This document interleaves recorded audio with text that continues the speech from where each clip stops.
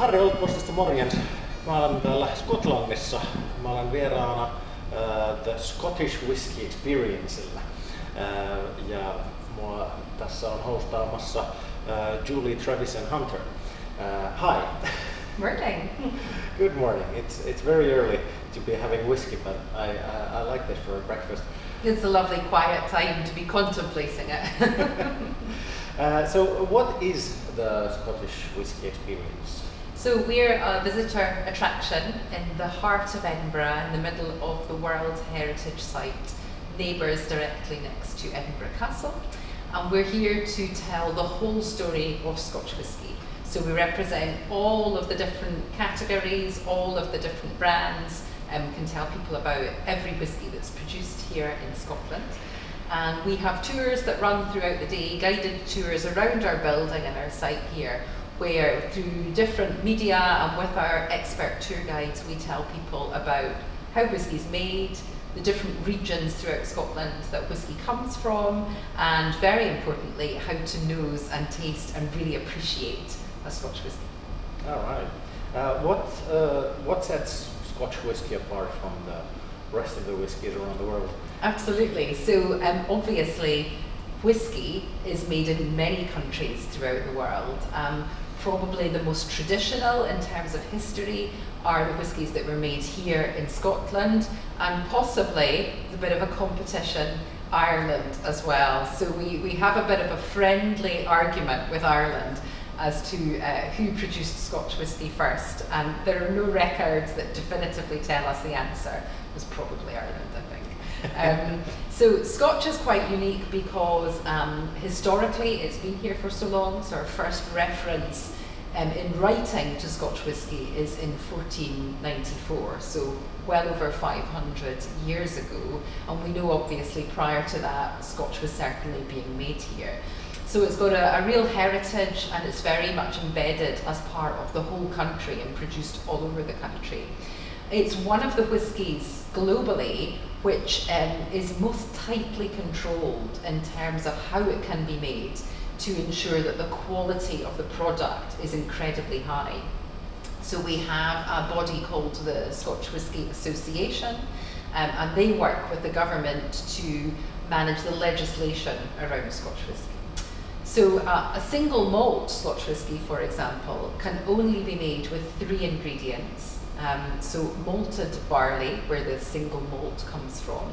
So barley is the only cereal that can be used to make that whisky. Yeast obviously is required to create the alcohol, and that important ingredient which we have abundance of in Scotland, which is water.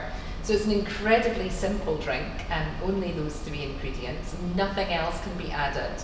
And it must be produced in a traditional method, which is set out, and then matured in oak casks here in Scotland for at least 3 years before it can even be called Scotch whisky. So before that period, it's not even takes the name Scotch whisky. So there's quite a tight process and legislation around what Scotch whisky actually is.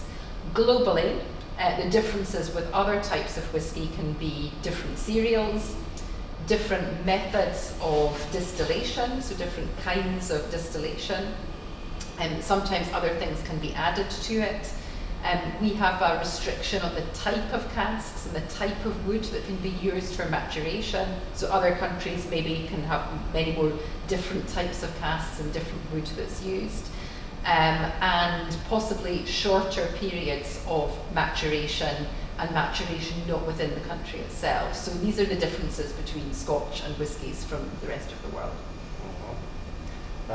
What's the relationship between Scottish people and whiskey? How important is it to the regular man on the street? It's a very, very interesting question.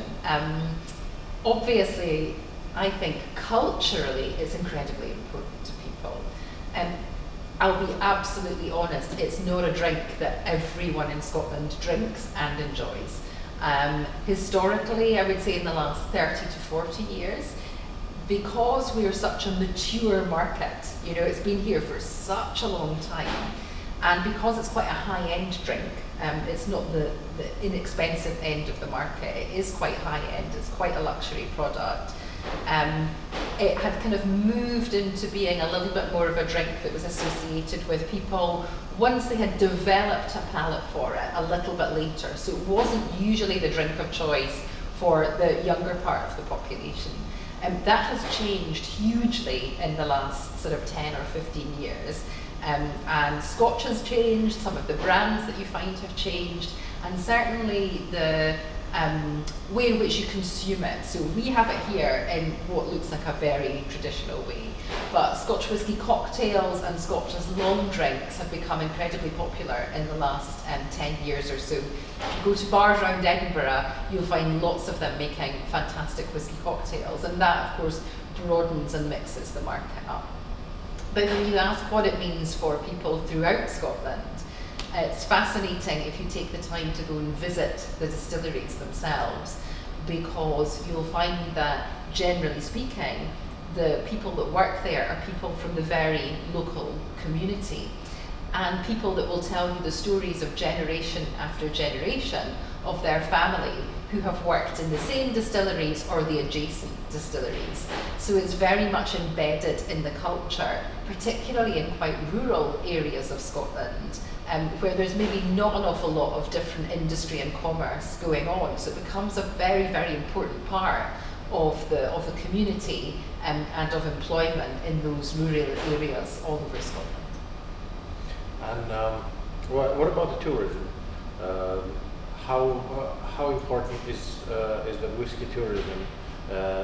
Is the tourism keeping the whiskey alive, or is the whiskey keeping the tourism alive? Well, again, that's a fascinating question, because that also has changed significantly. So if you go back to the 1960s, when the first distillery experiences opened their doors for visitors, that was highly unusual. Distilleries were seen very much as almost a factory, a very beautiful, very traditional factory, but at the end of the day they were there to produce the spirit. There's always been visitors, so you can read in the Highland journals of people that were visiting Scotland in the 1800s, that they were taken to the local distillery. Queen Victoria, for example, in the late 1800s went and visited the distillery that was the closest to their Highland castle at Balmoral. So whisky tourism has been happening for a long time, but very informally, and almost as a bit of a favour for somebody important that was in the local area. So in the 1960s that began to change, but it was very much a small add-on. We now have over 50 distilleries that welcome visitors, and what you find now is that the small new distilleries that open, obviously because of the laws in Scotch whisky, you cannot sell Scotch until the spirit is 3 years old. So you can't make any money from your investment for that period. So we've begun to see distilleries being built and constructed, or modified if they're using historical buildings, in a very different way, where they have been focusing on hospitality, maybe a bar, a coffee shop, a restaurant, retail and tourism, as much in the space as they are for the distillery, because obviously that's something where they can open their doors, they can welcome people for that first 3 to 5 years before they're able to actually bottle the spirit and then sell it as Scotch whisky. So it's been a real change, because there's been this incredible boost of very small new distilleries opening up all over Scotland. They have been opening with tourism very much front of mind, in order to promote the brand from the outset before they can even bottle it, but to have something where they have a bit of business and a bit of revenue coming in those initial years. What is the future of Scotch whisky?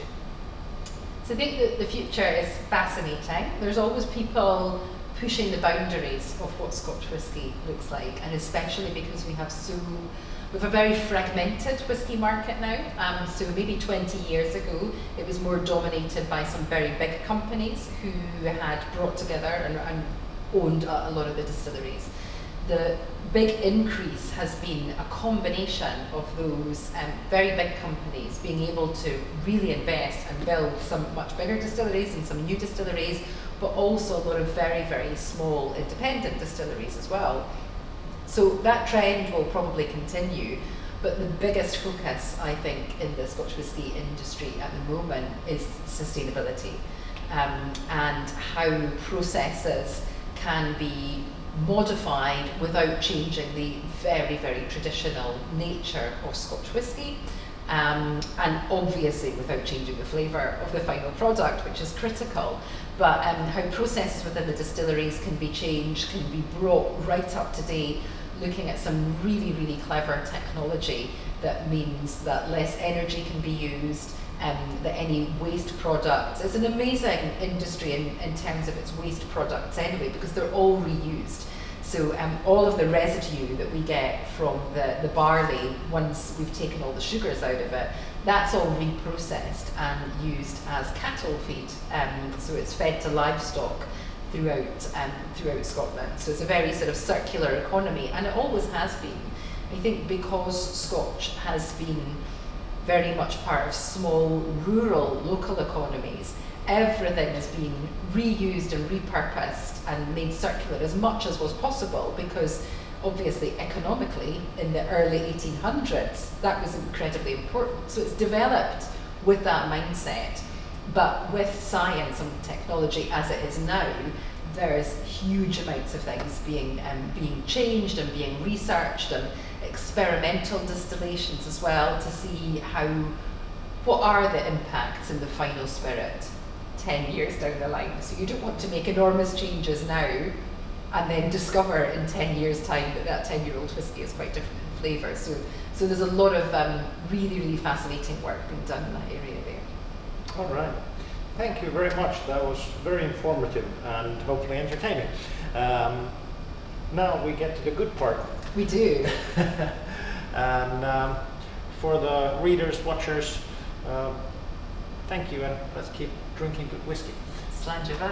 Slán.